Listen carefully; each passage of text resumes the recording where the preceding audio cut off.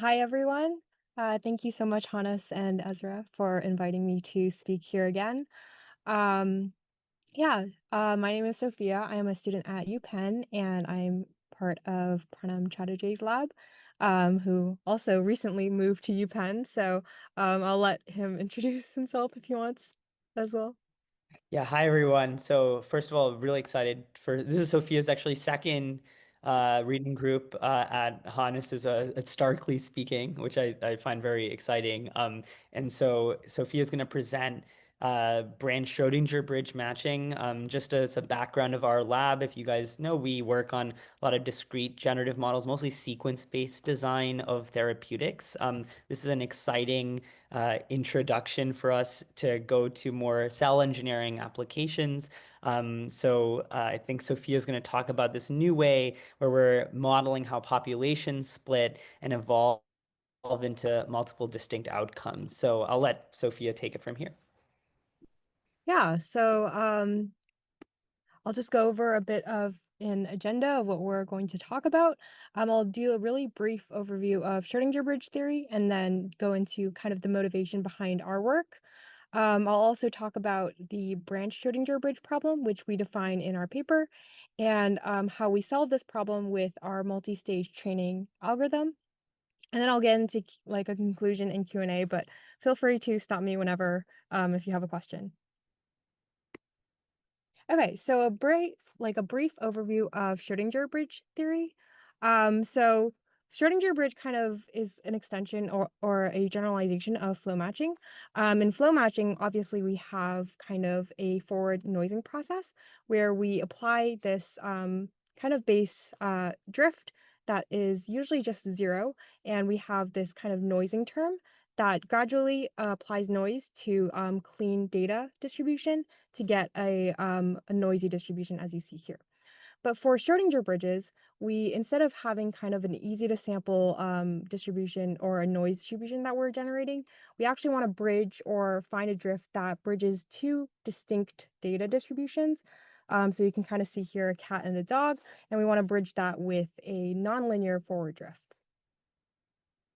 And so our problem more concretely is we have this base reference path measure, which is usually just Brownian motion.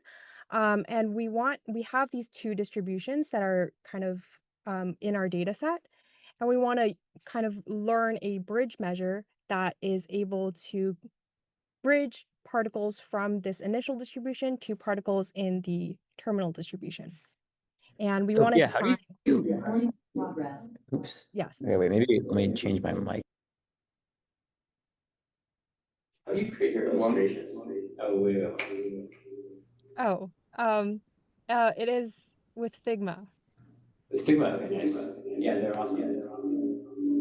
I think there's a bit of an echo with your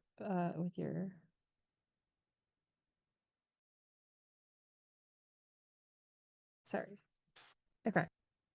Yeah, so we basically learned this bridge measure that contains this nonlinear forward drift. Usually F base is just zero because we just use Brownian motion as our base drift. And we learn this nonlinear forward drift that's able to connect the initial distribution to a final distribution. And now we can also take kind of a dynamic perspective on the Schrödinger bridge problem, and we define this objective where we want to minimize the kinetic energy going from the initial or samples from the initial distribution to samples from the final distribution. And the minimizer of this dynamic objective generates kind of a straight path on the Euclidean manifold between these two distributions or samples from these two distributions. But another question that we wanted to ask or that we wanted to optimize for is that how do we learn like the lowest energy path on a non-Euclidean manifold? So usually for a lot of real world tasks, for example, navigating a manifold like a LiDAR manifold or cell states where the intermediate states also have to be valid cell states, the optimal path is not always straight linear interpolation between the two distributions. And so we follow a recent work or a less recent work on generalized Schrödinger bridge problem, where instead of just minimizing this kinetic energy term, we also minimize a task-dependent potential energy, which kind of corrects the path corrects the path such that it takes a minimal energy path between these two distributions. So you can see here, if we just optimize the kinetic energy, we would just get a straight path between these two distributions. But in order to kind of find a minimal path where we're not like going over this um, high altitude area on this manifold, we optimize this additional term that is depending on which task we want to optimize for. And it kind of corrects this path such that it's going in a low altitude area. Mhm. And the motivation behind our work is that we wanted to extend this generalized Schrödinger bridge framework to model branched bridges. So not only do we want to kind of find a minimal energy path, we also want to match multiple different terminal distributions. So with a single path SBM framework, we could do this by just defining the terminal distribution as a multimodal distribution, but this also requires expensive batch simulation. So we would have to simulate multiple particles from the initial distribution to be able to recover these multimodal terminal distributions. And it also may not capture the full population dynamics. So we want to ensure that these final distributions also have the relative weights that match kind of the true population dynamics. And obviously, as we said before, these branching dynamics are also governed by energy minimizing trajectories. So they're not just linear paths from the initial to the final distribution. They also are governed by energy terms that may create a nonlinear path. And so the question that we wanted to ask is, what if we can simulate these energy minimizing branching population dynamics by simulating only one sample from the initial distribution? Sophia, can Yes. you connect that to the biology of things? Like, why do we have these branches? What is like a biological example or the biological example for this? Yes. This is what the slide will be about. Okay, So cool. yeah.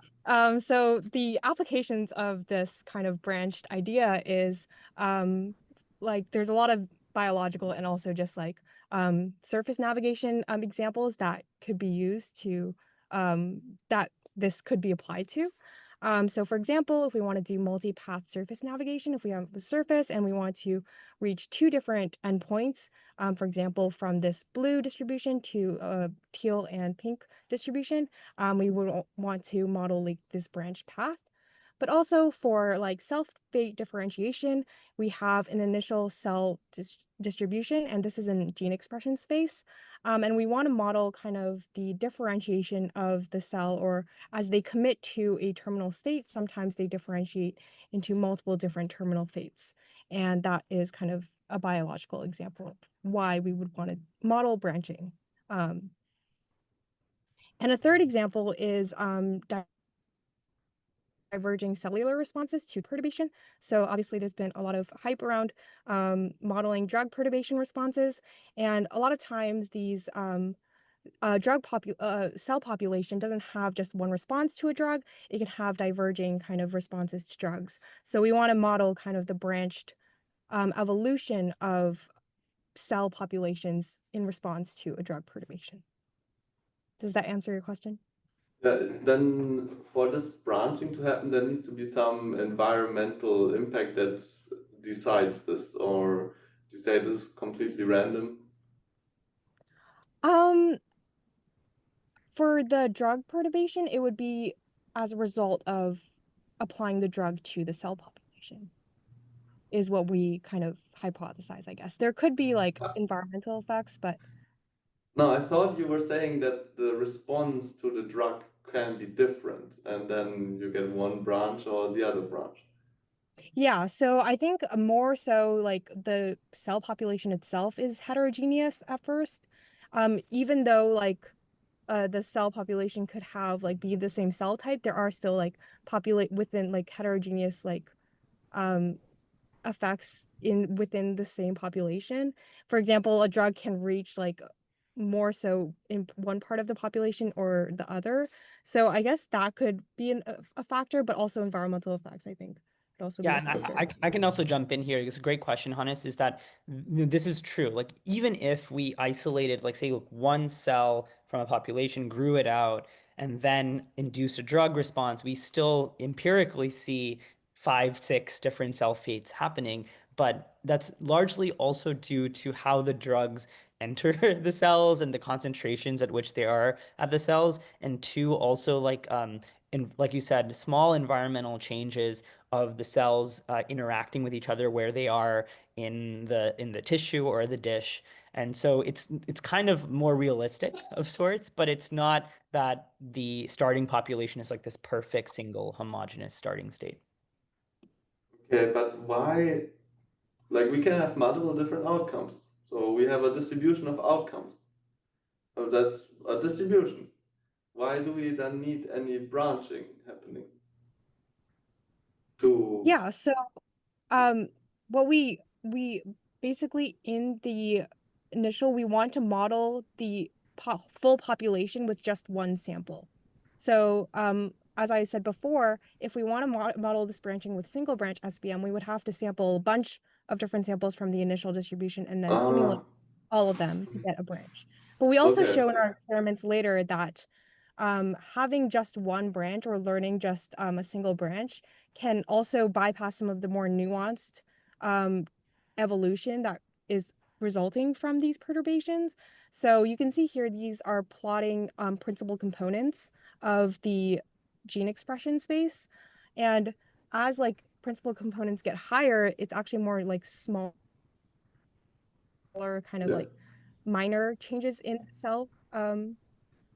So that is also another benefit of our approach. Okay. I'll go into that Um, more later. I think my yeah, it'll become clearer. Cool. Okay. Okay, so we want to extend this generalized Schrödinger bridge problem to branches. And so we want to model multiple different trajectories and multiple different endpoints. And so the big idea that we had was to model these branched Schrödinger bridges as a set of unbalanced Schrödinger bridges. And so let's first define what unbalanced or the unbalanced generalized Schrödinger bridge problem. So unlike the balanced case where the full population always has weight 1, so we don't really have to have or like consider the weight of the energy term, so we don't have to weight it by anything. But the only difference, I guess, with the unbalanced conditional or unbalanced generalized Schrödinger bridge problem is that we have this additional weight term.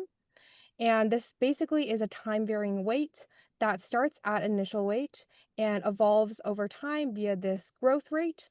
And we also want to match these endpoint constraints of the weight. So it can't just evolve randomly, it has to kind of meet this endpoint weight.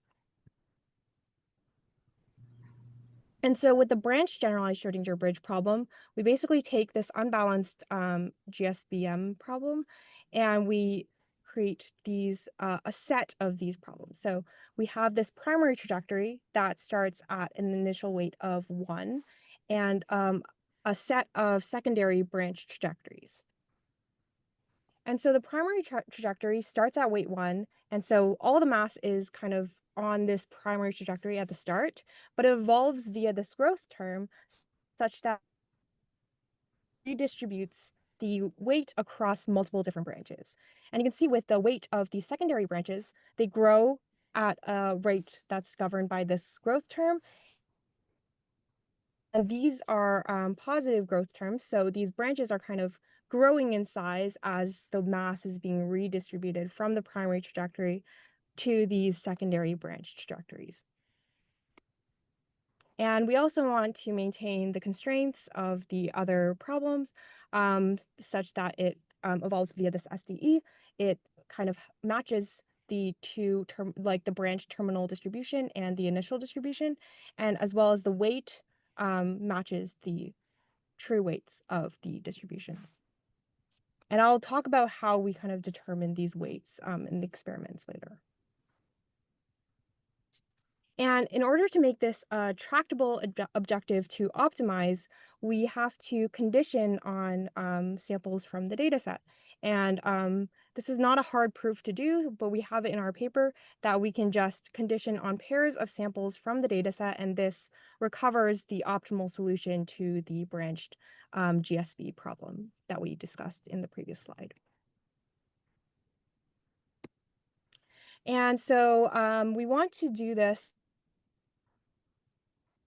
We kind of discussed kind of like the objective that we want to optimize, but how do we learn or train neural networks to be able to solve this problem and actually simulate these branch trajectories? So we use this multi-stage training process. In the first stage, I'll discuss kind of the first stage where we want to learn the energy minimizing path for each branch. And so we're not really learning the growth term yet, or even the Markovian drift term. We're just learning kind of which path is optimal based on these branched distributions, and also the energy term. And so this is a method that has been used before in previous work, for example, metric flow matching. But what we want to do is basically have this energy corrected interpolating state for that kind of determines the intermediate states at each time point. And so you can see here we have a linear interpolant, which is just bounded at time t equals 0 and time t equals 1. And we have this extra k term that indicates which branch it is from. And so we kind of correct that term with this parameterized correction network that we will train to minimize the potential energy of the path. And so we take the time derivative of this interpolating state to get a velocity or a conditional velocity that's dependent on the two endpoints. And then we minimize the trajectory loss with respect to the correction network that we parameterized. So this phi term. Okay, so you only parameterize the potential, or Yeah, so we parameterize this correction network, and then we minimize the potential energy term with respect to this correction network. So first you just learn the interpolant for each of your targets, for each branch, basically, is I think what's going on. Yeah, so this is conditioned on the two endpoints. yeah. Okay, so and the network also, we know what is the we're conditioned on what branch we're on, and like what's the interpretation of this phi or this correction thing? Should I interpret this as a potential? Yeah, I You should, can right? interpret it as like a kind of shifting of the linear path between the initial and final distribution. So if we just had this purple term, it would just be like a linear straight path. But this like correction network is basically Yeah, so it's trained not. to like kind of correct it so that it is following kind of a energy optimal path based on this VT term. Yeah, alrighty, thanks. Yeah, and this is actually generalizable to all the different because we're conditioning on the endpoint. So we don't actually have to learn multiple different correction networks because we're conditioning on the branched endpoint. Okay, so the stage 2 and plus stage 3 of the training process is we want to learn kind of a Markovian drift and growth network such that we can simulate these trajectories without knowing the endpoint. So with this time derivative that we discussed earlier, if we've optimized the correction network such that it takes the optimal path, we still don't know the actual endpoint that we're trying to reach during inference. So we want to create like a simulation-free framework, and we don't want to have to simulate the endpoint at each time step. And so we want to parameterize a set of flow networks for each of the branch trajectories. So this time now we're having one flow network for each of the branches, such that it just takes the current state of the trajectory and predicts kind of how it evolves. And so we just optimize this conditional flow matching loss. It's a very traditional conditional flow matching loss, such that it matches the optimal trajectory. And for stage 3, we have to train the growth network. This is the main kind of part of the main new thing that we have with this branching framework is that we have these weights and we have to optimize the growth rates such that it kind of creates an optimal set of branching dynamics such that it redistributes the weight at an optimal rate at each time step. So we first freeze the flow networks that we trained in the previous step, and we minimize this energy loss. And this is kind of like the objective version of our problem that we defined earlier. And so we freeze the flow network parameters, and then we have this weight that evolves via this parameterized growth rate. And so for the primary trajectory, it would start at weight 1, and that would be the initial condition. And then we're optimizing this growth term such that it optimizes this total energy loss.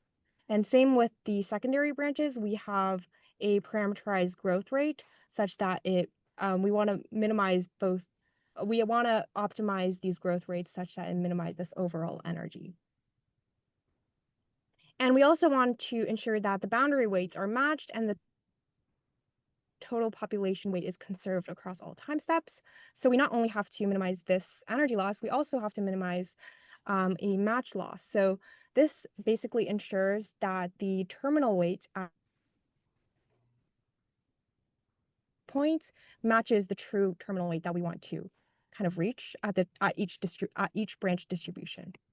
And so this is kind of the weight at time t equals 1, or that is parameterized by our model. We start at an initial condition weight, and we evolve it until time t equals 1, and that gives us our predicted terminal weight that we want to optimize such that it matches the true terminal weight. We also want to ensure that the mass at each step is conserved. So, for example, if we have conservation of mass across all time steps such that the total population has mass 1, we can set this WT total to 1 such that this mass loss then optimizes such that all of the branches, when you sum up the weights, it always equals 1.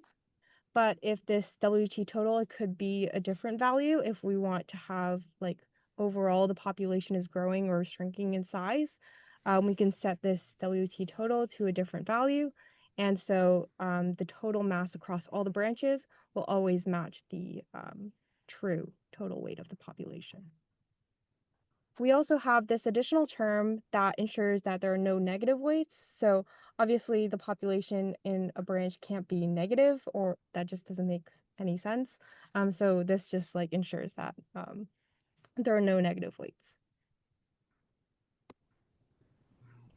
And then for the total like loss function, we have the energy loss that we described in the last 2 slides, and then the match loss and the mass loss that we just described. And then we also have this additional regularization term. And this basically ensures that the loss function is coercive, such that, okay, I think there might be a typo here, but it's such that the growth doesn't diverge to infinity in norm. And if it does incur like a penalty on from the loss function. And we found just by trying to prove whether this converges to an optimal growth term that we needed this regularization to be able to ensure that there is an optimal growth term that can be found. So how conservative is like your growth? Sorry? How conservative did your growth end up being? Like if you just integrated along some sample path, then oh, I guess it's just an ODE though, right? Okay, never mind. That doesn't make sense. Disregard. Yeah, but it might be a bit confusing, but we actually proved in the appendix as well that the growth term is always just a positive growth, like for the secondary branches, and it ensures that the terminal weights are matched, so it can't really go off the charts, basically. Right. Right. And then for stage 4, we have this additional stage just to ensure that all of the parameterized we want to optimize all of the parameters together. And we actually show that just with stage 1, 2, and 3, if they are trained perfectly, which obviously is not the case, um, we can obtain the optimal drift and the growth rates. But we just add this additional joint training stage because obviously the first 2 stages can't be trained perfectly, and this just ensures that all of them are consistent with each other. So in this stage, we just optimize the growth, all the losses that we optimized in the previous stage, and also an additional reconstruction loss. And this just ensures that the terminal distribution is still matched even after kind of refining the drift a little bit. Okay, if there are no questions about the method, we can get into some of the experimental results. Just pause here just in case if there's any Yeah, questions. I guess. Um, There were questions in the but chat. I've answered them. If you want to answer them too, Sophia, Oh, you feel free to. yeah, let's maybe pick out some. Can you interpret this weighting, like you have this growth rates? Can you, yeah, and I guess then you even have some like regularization loss on these growth rates. Can you interpret this weighting as the Kantorovich relaxation, or are you referring to something else?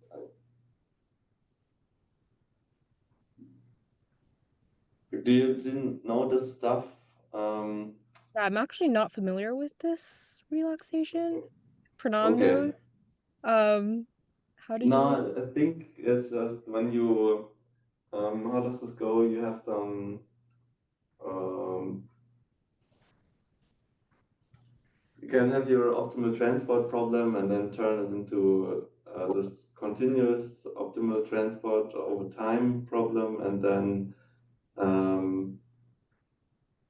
yeah, I I guess I don't guess remember when this. I guess when we first started, you're talking about the Kantarovich relaxation. Is that what you're asking the question in the chat? Yeah. Yeah, that question. Yeah.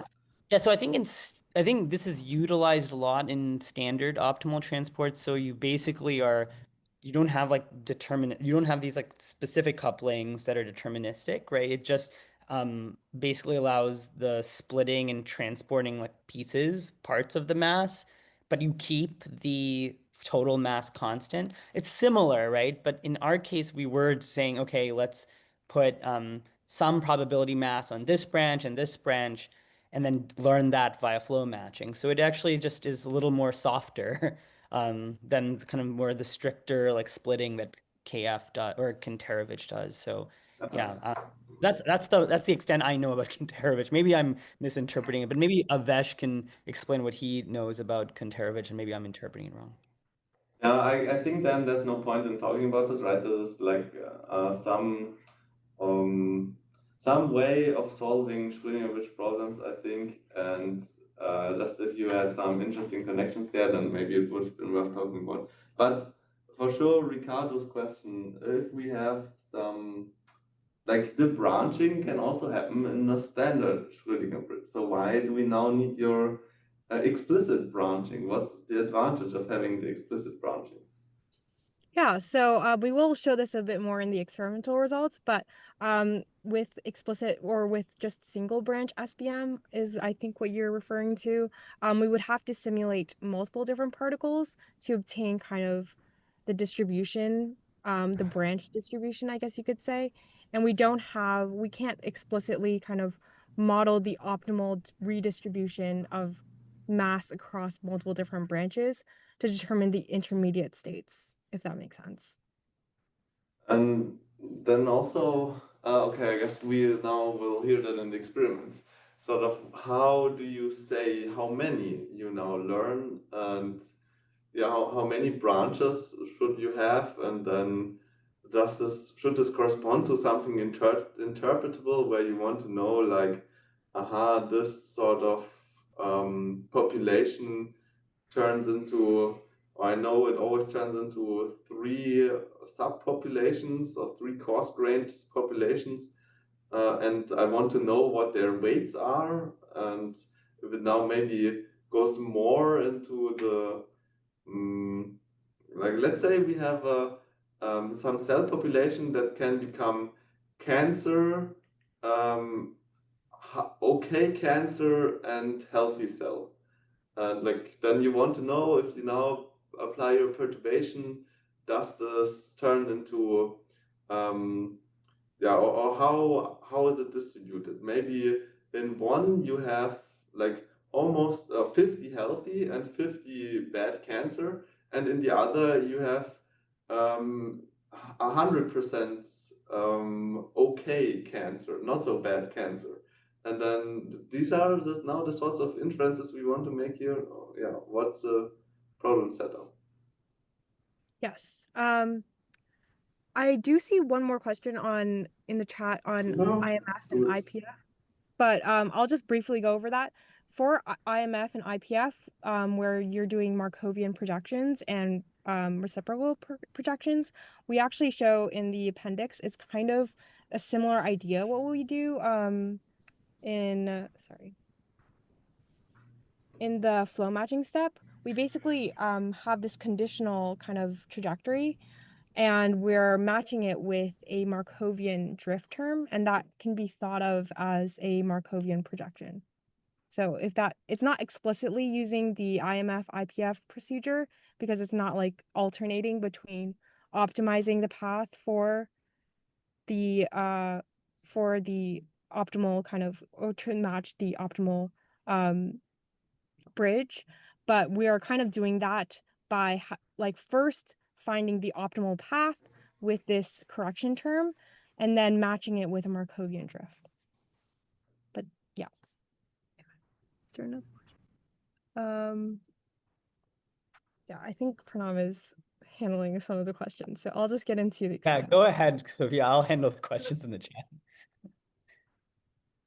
Okay, so the first experiment that we did was multipath navigation of 3D LiDAR manifolds. So this is kind of like a very easy task that we wanted to start with to show that we're actually learning some sort of like branching in our model or with our framework.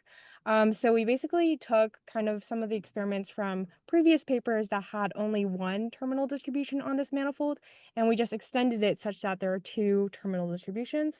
And for weighting these distributions, we did a very simple, just like half or weight of 0.5 for each of these terminal distributions. So we want to match the weight such that it reaches 0.5 when we simulate just a single particle. And we showed that we're able to learn these branching drifts. So we parameterized two drifts, and this is deterministic. So we determined that we wanted to match these two distributions. So we parameterized two different drifts. And then so we have the first branch that we show reaches the correct distribution, and the second branch reaches the correct distribution. And we also showed that our growth term actually correctly starts at 1 for the primary branch, starts at 0 for the secondary branch, or like it doesn't really matter which is the primary or the secondary, but both of them converge to a mass of 0.5, which is what we want. And we also show we plot the energy evolution for each branch, and we show that obviously this is kind of like the cumulative energy, and the branch with mass of 1 to start with obviously has higher energy because the energy term is weighted by the weight of the particle. So we show kind of like the evolution or the distribution of energy to the secondary branch. And we also tried to do this do this matching with a single branch SBM. So we basically trained the exact same model, except instead of having two parameterized networks and no growth network, we just do a single parameterized network for the drift, which is what single branch SBM basically is. And And then yes. And then the single network is of the same size as the two others put together. No, it would just be the same size as Okay. yeah. And so I guess that would be an interesting way to compare them, but we just did the same size. But we showed that the Wasserstein distance of the terminal distribution that we generate with by simulating these trajectories is much lower with our model than with the single branch SBM model, which is kind of to be expected because we're instead of explicitly trying to simulate both of these trajectories with one single network. We're doing multiple different networks. And then for more interesting experiments, we tried to model cell-fate differentiation. So this is with mouse hematopoiesis cell, this cell line. And this is a very common experiment because there are very distinct, as you can see, very distinct terminal cell fates that are branched. And so you can see with this single branch SBM model, we try to simulate the trajectories with just one network. And we show that these trajectories are kind of matching the terminal distribution, but not actually reaching the two like distinct cell fates very well. And so obviously there's room for improvement with our explicit model that is able to model these branch trajectories. And we show that we can simulate with our branch SBM model, we can simulate the state at time t equals 1. So here there's two time steps. So there's an intermediate time step and then there's a final time step. And we show that without even explicitly training on the intermediate time step, we're able to recover the intermediate time at a very high, like very high accuracy. And this is because for our state cost, the VT term that we've discussed previously, that determines kind of the nonlinear trajectory. For this experiment, we defined that VT term similar to a previous work called metric flow matching. And what they do is that they kind of define this data manifold so that all intermediate states of the trajectory lie on a data manifold that is kind of representative of what the data set contains. So it's not just the straight line path. We can actually see kind of the curvature of, I guess, the cell gene expression. And then we also show that at time t equals 2, we have kind of matched the two terminal cell fates. And we can also show kind of the trajectories that were learned, and we can show that it much better than single branch SBM is able to recover kind of the trajectories of these differentiating cells. Okay, so in these visualizations, the stuff at the top left are always the starting states, or how does this go? Yeah, so here the dark blue, the navy blue is the starting state. We kind of model like with these two different colors, the two different branches. But in single branch SBM, there's only one branch, so we only use one color. Yeah, okay, okay. So you're kind of learning a mixture of experts, and you leave the freedom to the model to learn which expert takes care of which distribution or which end distribution or which branch, and but you say how many experts there should be. Actually, we do clustering before training on the model. So we basically cluster to like we set the number of clusters to 2, and then we would train on like each network on a specific cluster. But Yes. as an wait, go ahead.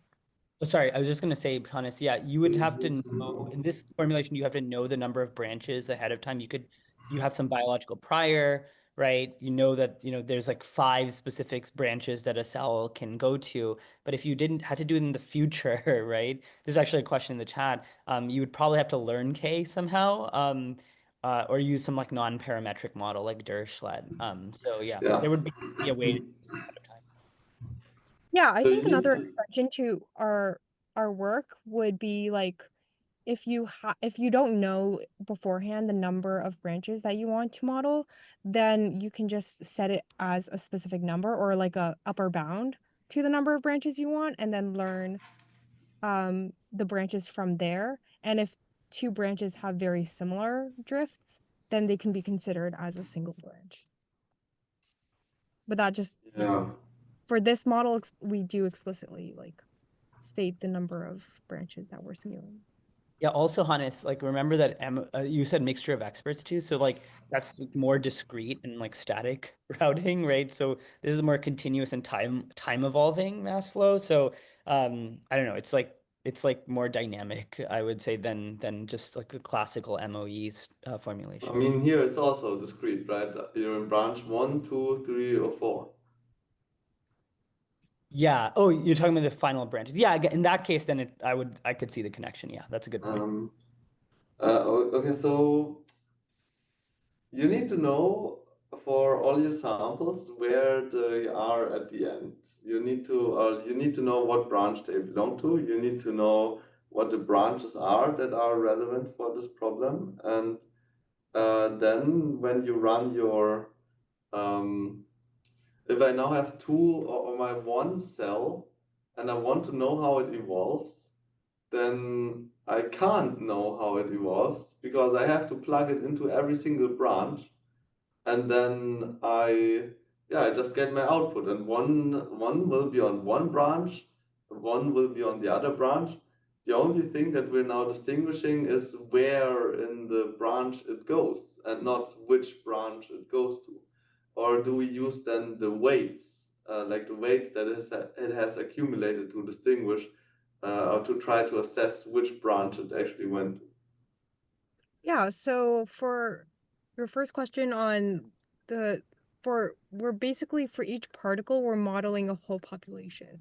So it's not necessarily like a single cell that we're simulating. We're simulating kind of like a pseudo representation of what the whole population is kind of experiencing once it's differentiated. And yes, we do need to know kind of like the terminal distributions that we're matching to. But with like clustering, it's actually pretty easy to just like split into two. Like we don't really have to like explicitly say, oh, like this cell is in this distribution. We would just like set the clustering number to two, and then it would automatically kind of determine these two distinct distributions that we're trying to map to. But Yeah, again, with like future kind of thoughts that we could also want to try doing is like conditioning on specific or yeah, having but conditional paths. what is now the inference that we want to make? So we want to say maybe, like, right, I don't know if that's the type of inference you want to make, but just putting something out there, maybe you want to say the upper branch here is healthy, the lower branch is unhealthy. And now I want to say if I evolve my cells, do they go into the healthy branch mostly or into the unhealthy branch mostly? And yeah, then I, like with the normal SBM, single branch SBM, I can then evolve my distribution and see, yeah, most of it ends up in the healthy states. That's nice. With your thing, I now run both models, like the healthy branch model and the bad branch model. And the healthy branch model puts the stuff into the healthy branch. The bad branch model puts the stuff into the bad branch. And now I can't make an inference about what happens to when I evolve the cell distribution or this initial distribution of cells. Or should I look at the weights, like the average weights, for example, that each sample accumulates when putting it into the healthy branch or when putting it into the unhealthy branch? Yeah, exactly. So the weights, like it basically is the exact same kind of like framework as single branch if you model like a whole batch of from the initial distribution, because the weights kind of redistribute or is trained to determine the optimal distribution of weight for each branch such that the energy is minimized and it also reaches the terminal distribution. So it would be the same, except we would be simulating, um, we would be following just one single particle, if that Okay. makes sense. And do you have anything to look at whether that then actually works better than having a single branch, like the mass? That like more mass goes into the right branch if you're trying to forecast how something responds to a perturbation or something like that. Yeah, so we do in the next for the next experiment, I do show kind of like the mass plotted, so we can see kind of how the mass is redistributed across the branches. Okay, so yeah, that will be in the next few slides. That's it. Okay. Okay, so for the next experiment, is we try to kind of model the drug-induced perturbation responses, where a cluster of cells or a population of cells evolves via multiple different branch trajectories. So you can see here we basically took clonidine, which is a drug, and this is from the Tahoe 100 million data set that was recently published by ARC Institute. And what this kind of shows here is that we've clustered the initial distribution, which is in dark blue, and then the cell distributions at the perturbed state. So we don't actually know any of the intermediate states in this case because this data set only contains the initial and the final perturbed state. And we basically took the highly variable genes. So this data set basically gives you a whole like 18K gene expression vector. And we basically took the highly variable genes based on this perturbation. And we conducted PCA, which is principal component analysis, to determine kind of orthogonal kind of changes in the gene expression space. And we plotted the first two principal components. And you can see that there are multiple different clusters that are generated by this perturbation, as like there's two, one in the pink and one in the green. And so we just chose the two most divergent clusters. And then when you kind of model this with single branch SBM, what we found was that the single branch model can actually only find the most divergent kind of cluster in the first principal component. So the like x-axis here is principal component 1, and this kind of shows the most like the cluster that is the most like obvious to the model as something that's like changed in the gene expression space. Whereas along principal component 2, it's less obvious kind of the nuanced changes that are being shown in the gene expression space. So these principal components basically cover like variance in the perturbation response. And so you can think of like principal component 1 as the most variance from the initial state. And so we show that single branch SBM is only able to capture this 1 degree of variance. Whereas with our branch SBM formulation, when we're simulating 2 different branches, we're able to capture both the variance in the first principal component as well as the variance in the second principal component. And yeah, you can kind of see that with 50 principal components. We're actually simulating 50 vector of dimension 50, but we're only plotting the first 2 principal components, and we show that we're able to accurately capture the terminal perturbed state. And we've also extended to 100 principal components, so now we're simulating a 100-dimensional vector for each cell, and we show that we're also able to reconstruct these 2 terminal distributions, as well as with 150 principal components. And that just shows that we're able to kind of scale up our model to higher dimensional gene expression spaces. Okay, and we also wanted to do an experiment with 3 different branches. So this drug induces a perturbation that results in 3 kind of clusters of perturbed cells in the PCA analysis space.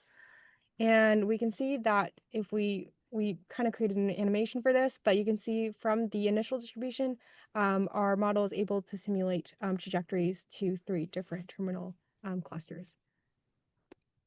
And in terms of the energy, we plotted the energy evolution of each branch, which is basically the energy loss, which is the energy of the state times the weight of the branch. So we can see that with this primary branch, which is in purple, has the highest energy. And we can see that as the weight is distributed to the other branches also increase in energy. And we also show the difference between stage 3 training, which is just with the frozen drift terms and then optimizing the growth term, and then after stage 4 training, which is joint training of both the growth and the drift terms.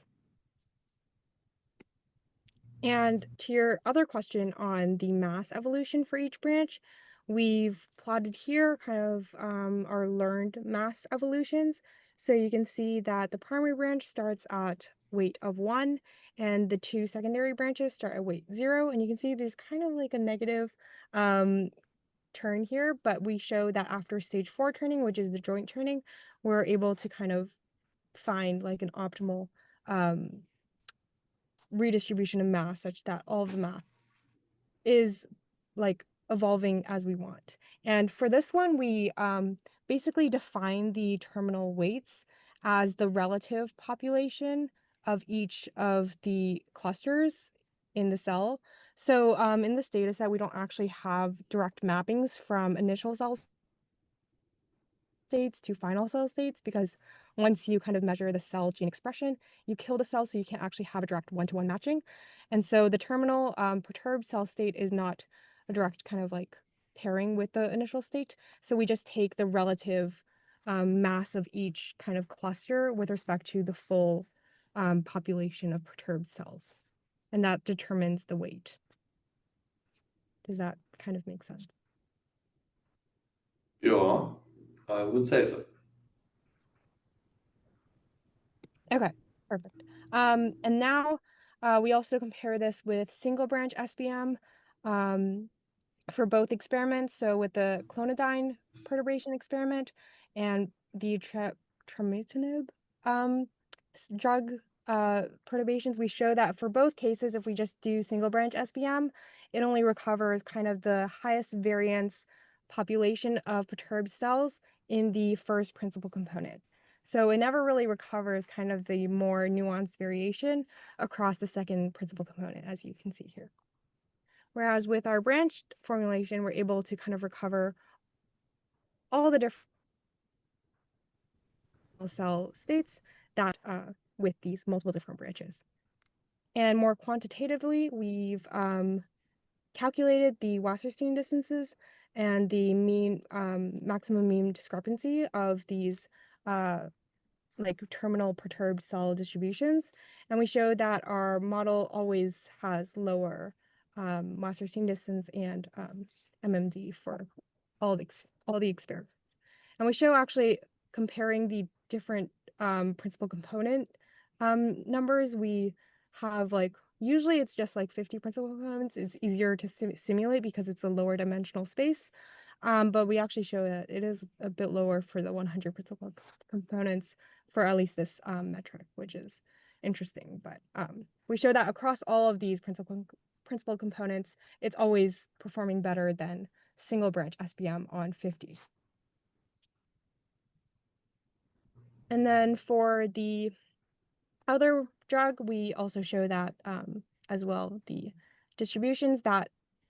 final distributions that are simulated with this single branch SBM and branch SBM, we're always achieving kind of lower Wasserstein distance and MMD, which means we're better recovering kind of the terminal perturbed states.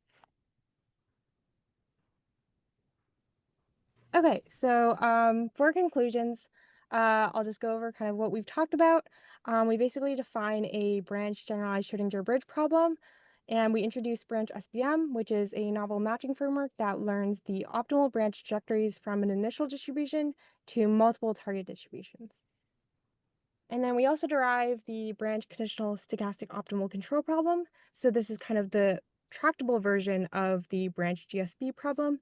And we leverage a multi-stage training algorithm to learn the optimal branching drift and growth fields that transport mass along a branch trajectory.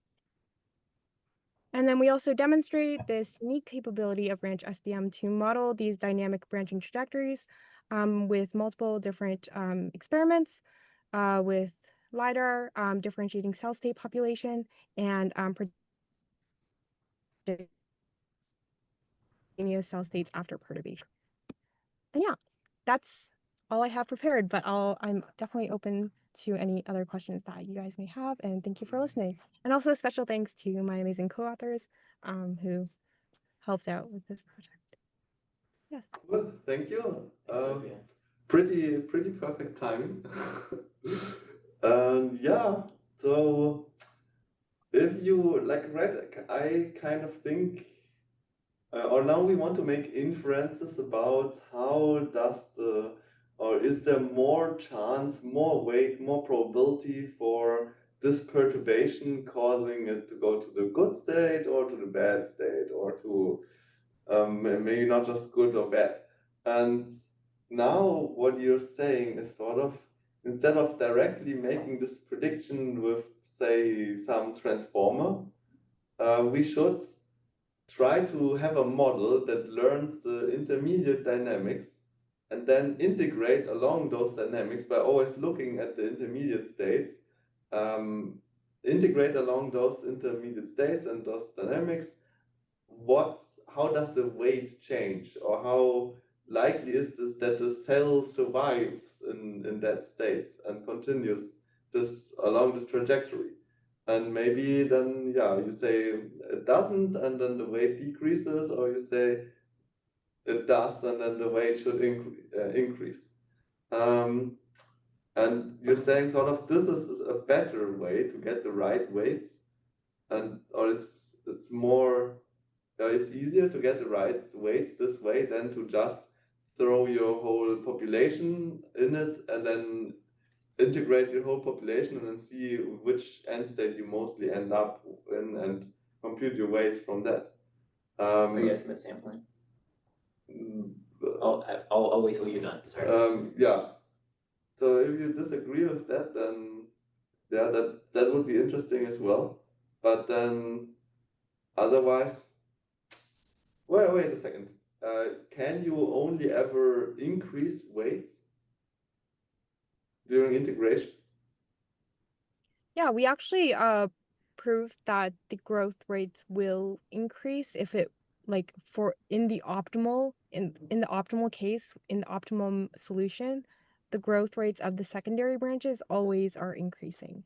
Because if Okay. you think of it like if weight was decreasing on one branch, then the weight on the other branches would have to be larger because we want to match the total weight to be one, at least in the mass conservation case. So you can think of it like if we had like a very low weight for one branch, it would have to be on some other branch. And we show more concretely in the appendix, but that kind of follows or leads into the fact that for the secondary branches, all of the weights are monotonically increasing, and the primary branch is monotonically decreasing.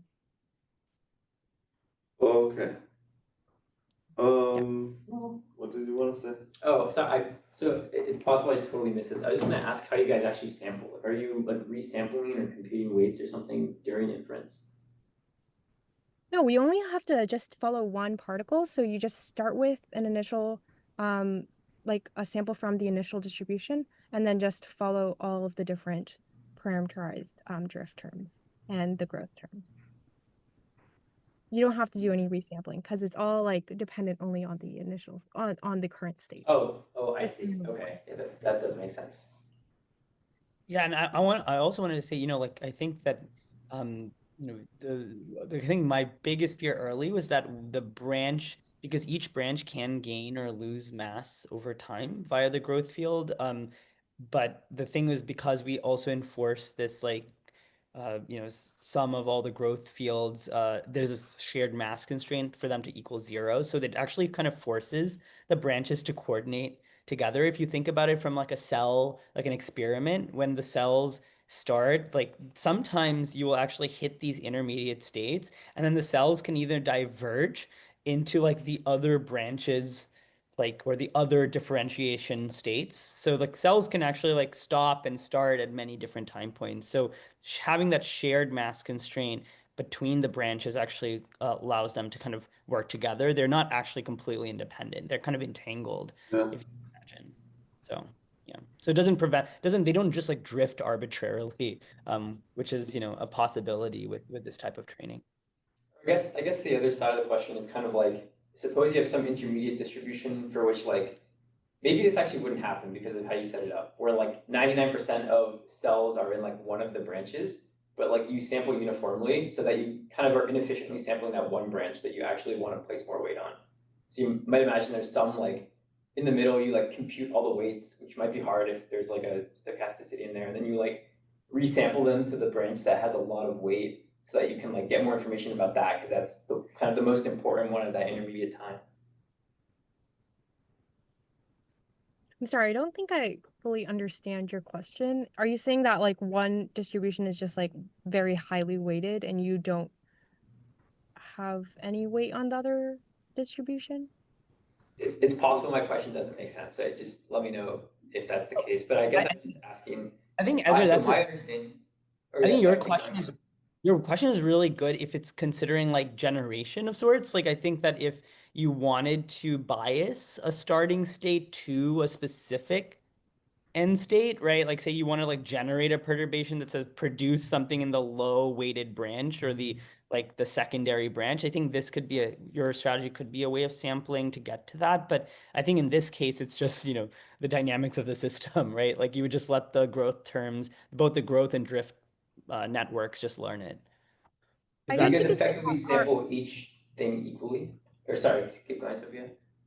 I was gonna say that our method would be better for cases where like I guess the terminal distribution is very highly weighted in one part and not highly weighted in the other, because if you would just train a single branch SBM model on that, it would obviously just learn kind of the highly weighted like terminal branch. But with ours, if we wanted to also like kind of consider this like less likely path, we're able to do that because we have multiple different branches. I see, I see. That kind of So answers I'm the picturing a question. case. Yeah, keep going. No, go ahead. I'm picturing a case where like this is like at inference time, like your cell population has like there's like one branch that is like dominant, or maybe at an intermediate time there's one branch that's dominant. And my understanding of how you're sampling is you like take a particle and then just like run it under each of the drifts in parallel. So you're like effectively just like sampling like each one uniformly. Mhm. But if one of your intermediate populations is like way overrepresented, then you're kind of like inefficiently sampling that one. Maybe in practice this doesn't actually matter, but I was just trying to get at that. And also I don't want to take up too much time here because we're already a little bit over, but let me know if that I doesn't make sense. I think you're saying that like it would be like we would only have to simulate one particle. So like in any case, you wouldn't have to resample multiple times to get like a less likely branch if that's what you're asking. But you would only have to simulate one particle, and then you would see how it evolves via each of the branches and how the weight evolves via each of the branches.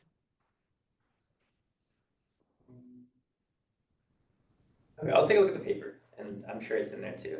So, but thank you Okay. guys so much for answering that. Okay. Hopefully that makes sense.